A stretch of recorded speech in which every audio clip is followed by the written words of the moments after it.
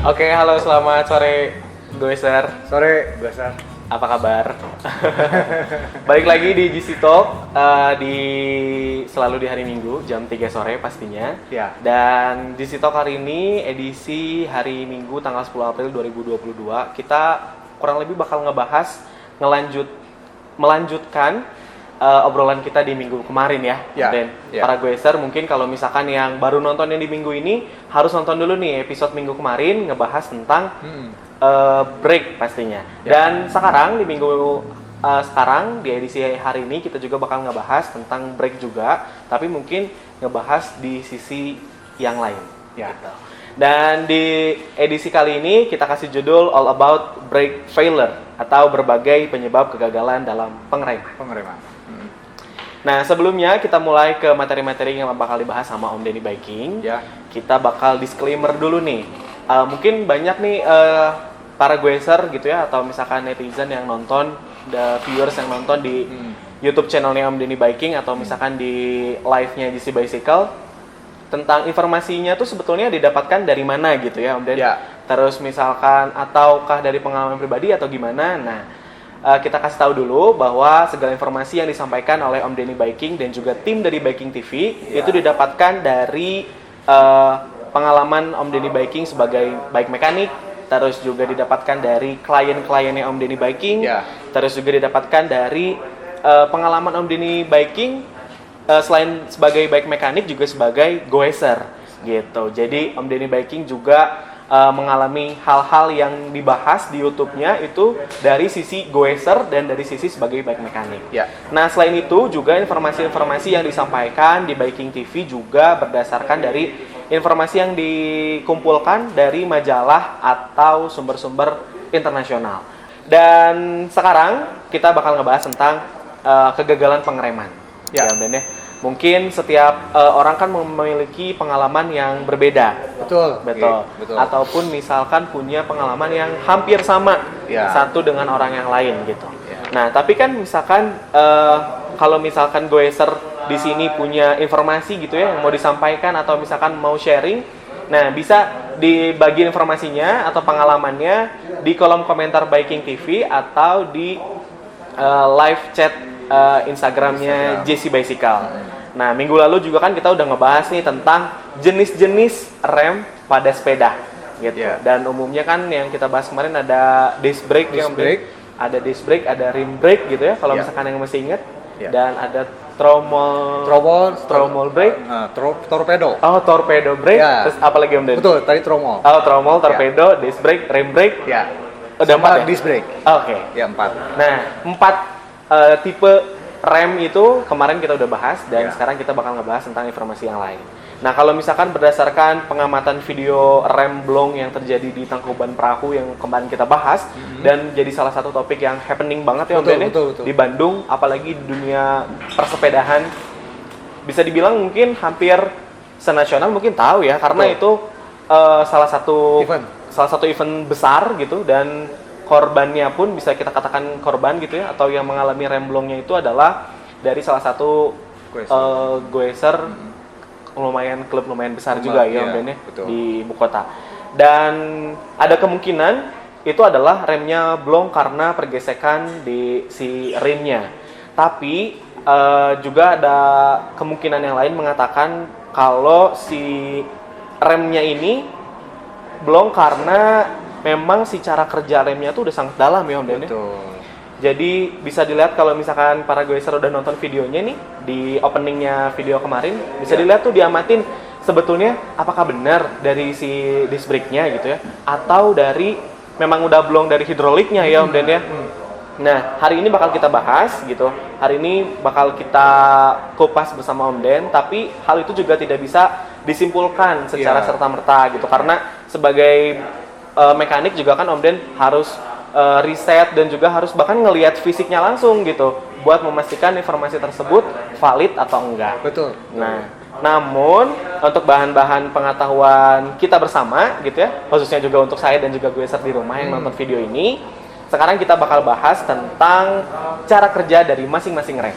Nah, kalau misalkan minggu kemarin kita ngebahas tentang jenis-jenis rem ada apa aja. Nah, kalau misalkan minggu sekarang kita bakal bahas tentang cara kerja dari masing-masing rem.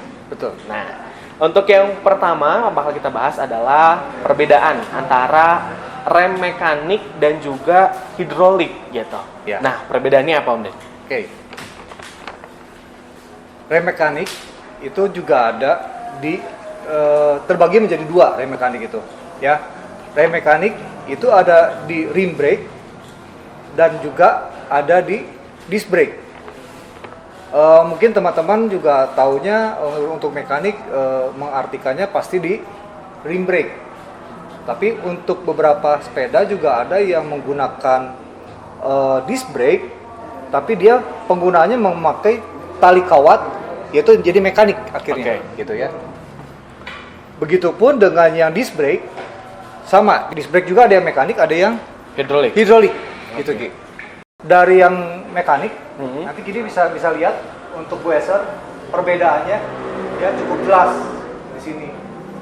Ini untuk mekanik, ditariknya menggunakan kawat, ya, menggunakan kawat. Ini rem rim brake mekanik. Sedangkan yang ini kita lihat ini menggunakan hidrolik atau oli.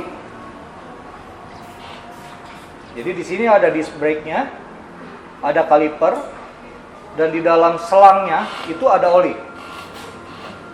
Ini rem hidrolik namanya. Hidrolik. Ya, yang ini rem mekanik. Ya.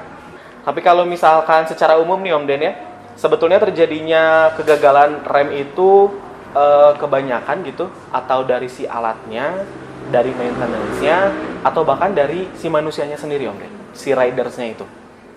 Bisa dua-duanya Ki. Bisa dua-duanya. Masalahnya kegagalan itu kan kadang-kadang kita nggak terkontrol, ya kan gitu. Terus ya nggak terkontrolnya mungkin dari macam-macam ya, entah dari disc brake-nya, entah dari brake pad-nya, entah dari kalipernya. Kita kan nggak terlalu bisa setiap hari mengontrol.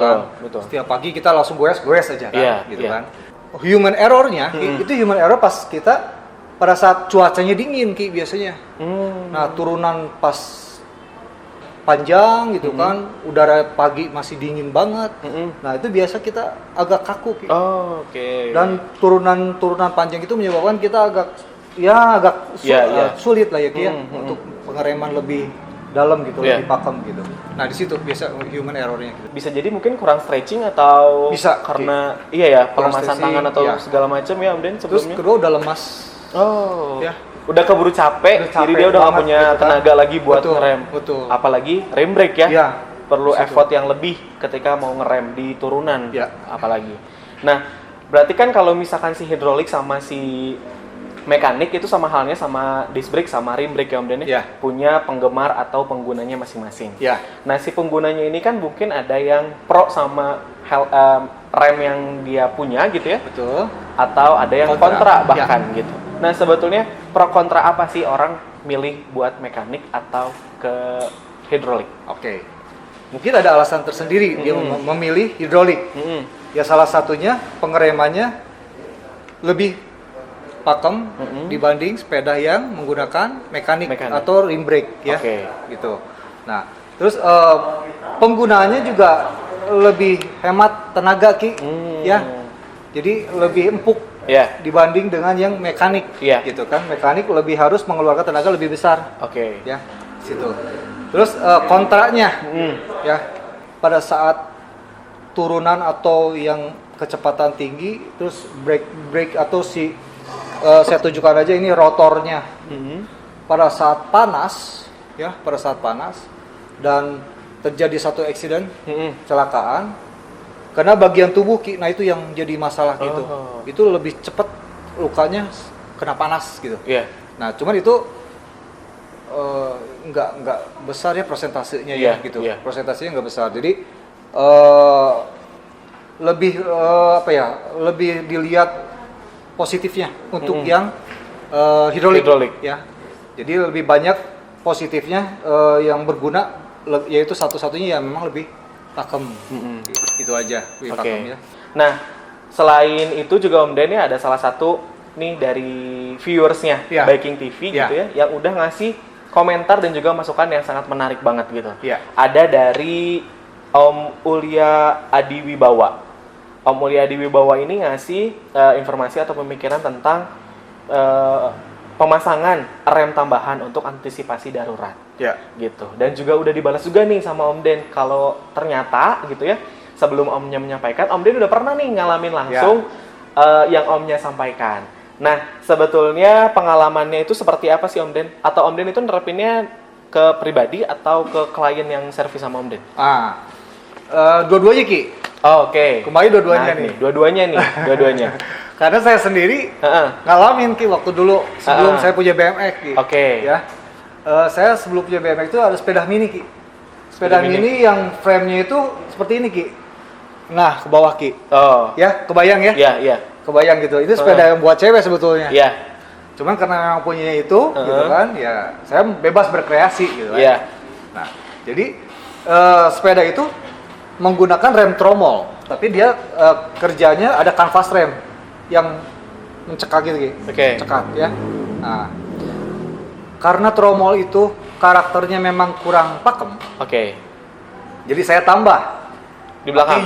Pakai U-brake. Ya. 2 Ki. Dan yang ketiga memang di sini udah ada. Ya, U-brake-nya. Jadi yang belakang 1 U-brake, 1 tromol. Yang depan U-brake. Ya. Gimana itunya brake levernya? Ya saya satukan Ki brake levernya, memang agak kagok gitu. Tapi ya saya namanya pengen coba-coba ya waktu SMP ya, SMP ya, SMP. Saya coba-coba ya memang buat ngebantu itu hasil akhirnya gitu. Kalaupun menurut orang konyol lah ya udah biar aja gitu kan. Yang penting saya berkreasi sendiri gitu. Nah, untuk diterapkan ke sepeda yang konsumen, saya pernah satu kali Ki. Itu karena konsumen mungkin juga punya pengalaman sendiri. Punya pengalaman dan juga mungkin punya kekhawatiran ya. Kekhawatiran. Betul. Dan awalnya dia memakai disc brake. Tuh, bahkan ini disc brake ya. Disc brake. Yang seharusnya lebih pakem. Betul. Terus saya tanya mau diapain nih? Oh, saya tambah rem Om. Oh, tambah rem. Ini gravel loh. Gravel. Saya pikirin gitu. Tapi dia gravel, ternyata saya lihat dia punya dudukan Ki. Dia dudukan buat V-brake. Dari si frame-nya? Dari fork sama chainstay-nya di sini ya. Saya bisa. Saya nanti tambahin pakai V-brake. Ya. Juga di sini pakai rem mekanik. Gitu. Akhirnya bisa Ki.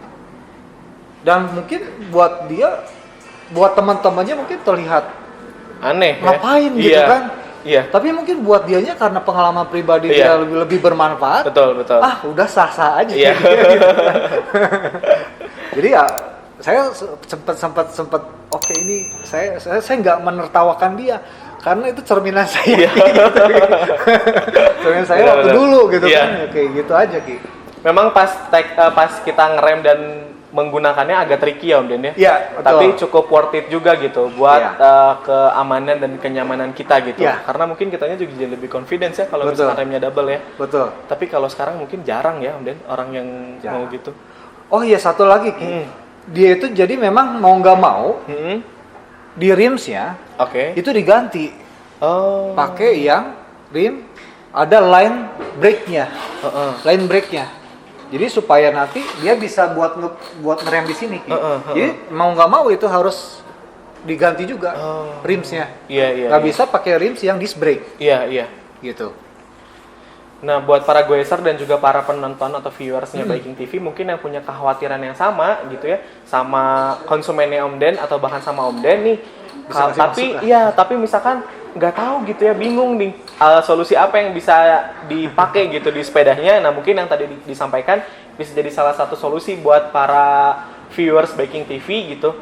Bisa jadi salah satu rencana gitu ya, rencana atau planning ke depannya. Oh iya ya, bisa juga gitu ya. Nah, untuk lebih jelasnya mungkin nanti bisa ditanya langsung atau datang langsung ke GC Bicycle buat dilihat nih sepeda saya kira-kira bisa nggak ya gitu ya buat ditambah rem atau dimaksimalkan dengan rem yang ada. Ya betul, gitu, atau misalkan selama ini saya pakai rem yang udah ada tapi dirasa kurang gitu segala macam, ada apa atau perlu apa gitu ditambah, bisa. Atau kalau misalkan nggak bisa datang langsung, bisa ditulis dulu di kolom komentarnya Baking TV atau di Instagramnya JC Basic.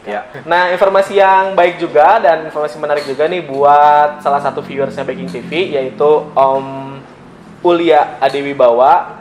Karena udah berpartisipasi dan juga menyampaikan informasi dan juga pengalaman menarik nih buat para viewersnya Baking TV, dan selamat Omnya mendapatkan hadiah menarik dari Baking TV untuk segera menghubungi Instagramnya Baking TV atau via kontak yang ada di YouTube-nya Baking TV untuk pengiriman merchandise dari Om Den dan juga tim Baking TV. Ya, selamat ya.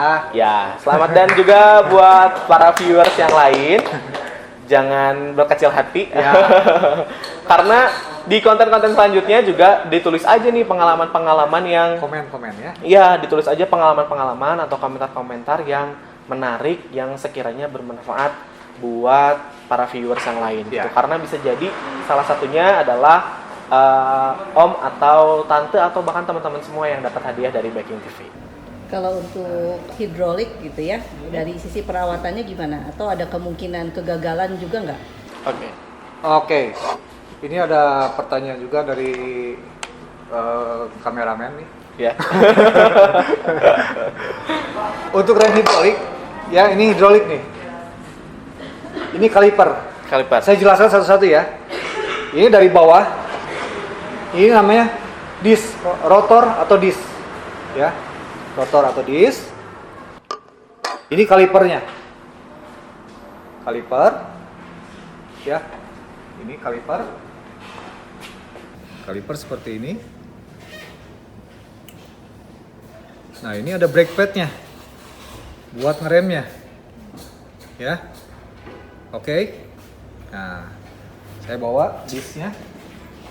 Nah, ini disk di sini. Nah, ya, pada saat nanti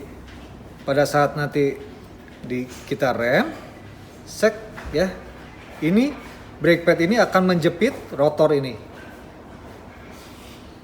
ya, ini brake pad yang di dalam akan menjepit rotor ini sehingga terjadi pengereman, ya, ini yang namanya rem hidrolik, disk hidrolik, ya. Oke. Nah, kegagalan apa yang ada di hidrolik biasanya? Nah, di sini karena hidrolik, biasanya ini dalamnya ada oli. Dan pada saat ada ini si brake padnya ini didorong oleh satu alat yang namanya di sini ada piston, ya. Pistonnya itu didorong oleh oli. Nah, saat pistonnya itu sealnya bocor, olinya keluar dan itu akan membasahi brake pad. Nah, brake padnya itu bakal membasahi lagi rotor dan akhirnya jadi blong. Ya, itu yang bisa terjadi pengereman yang kurang pakem atau blong jadinya. Ya, itu yang salah satunya. Nah, kedua, pada saat kita nggak kontrol bahwa si brake padnya itu udah habis. Nggak kekontrol. Apalagi ibu-ibu kan pagi-pagi udah langsung pakai aja. Bangun tidur, wah pakai shadow kayak gitu ya. Wah, langsung. Nggak tahu nih brake padnya habis di jalan. Nah, pada saat dia tinggal nempel ke besi, padnya habis, kan ini ada besinya Ki. Nah, maaf ya. Nah, ini brake pad nih. Namanya brake pad. Ya. Brake pad. Ya. Nah, pada saat ini padnya nih, ini yang ngerem ke rotor. Pada saat lapisan ininya habis, dia tinggal besinya. Nah, nanti besi dengan besi, ya, oke. Pada saat ini direm besi dengan besi, ini masih ada brake padnya ini, ya, ini masih ada brake padnya. Tapi pada saat besi dengan besi, dia bakal licin. Ini nggak akan ngerem, ya. Nggak bakal ngerem, loose lagi, ya, bisa jadi kurang pakem dan bisa jadi blong juga Ki. Sama, ya, itu yang kedua Ki. Ya, yang ketiga, ya, ada juga rotor yang udah tipis banget, ya, nggak kekontrol juga. Nah, rotor pada saat kita pakai itu harus kita tahu bahwa setipis apa rotor itu harus diganti. Ya, di situ ada di bawah 1,55 itu udah harus diganti. Di rotor itu biasa tertera di situnya. Jadi kalau dihitung di awal kemungkinan besar itu 1,8 kurang lebih ya, 1,8. Nah, pada saat dia udah setipis misal 1,4 mili, mungkin, tapi itu harus pakai alat, betul ya, pakai alat sigmat namanya. Tapi itu mungkin ibu-ibu nggak sampai ke situ, ya, atau bapak-bapak sekalian pun juga nggak akan sampai, wah itu udah tipis, nggak bisa. Tapi itu salah satu penyebab aja, ya, biasanya dari rotor tipis pun nanti bakalan rem jadi dalam, terus lagi, ya, jadi nggak paham. Ya, itu yang ketiga. Jadi nggak cuma harus ngecek si brake pad ya Om Den ya, tapi si rotornya sendiri pun harus dicek. Ketebalannya itu harus dicek. Iya. Ya. Tapi misalnya nggak punya alatnya, ibu-ibu mampir ke sini atau bapak mampir ke sini gratis. Iya. Saya cekin nanti. Oh ini harus diganti nggak rotornya? Saya cekin nanti. Oh ibu ini harus ganti. Oke, itu aja. Iya. Mudah gitu. Oke. Mampir nanti habis dari mana, goes? Iya. Wah, Jesse, mampir. Oke. Apalagi sekarang kita buka dari Senin sampai Minggu ya, Om Den ya. Bisa jadi bisa dicek ini. Ya. Si rotornya ini masih bisa dipakai atau udah harus diganti gitu. Nah, itu tadi 3 kemungkinan dari kegagalan pengereman dari rem disc brake atau hidrolik. Yang pertama kebocoran oli pada kaliper, terus juga si brake pad-nya yang udah tipis, dan rotor yang tipis. Terus si rotornya yang menipis. Oke, saya Rizky Febriana, pamit undur diri. Terima kasih kepada teman-teman semua dan juga viewers yang udah menonton. Dan Jadi Biking. Oke, terima kasih dan sampai jumpa. Nanjak terus. Sehat selalu.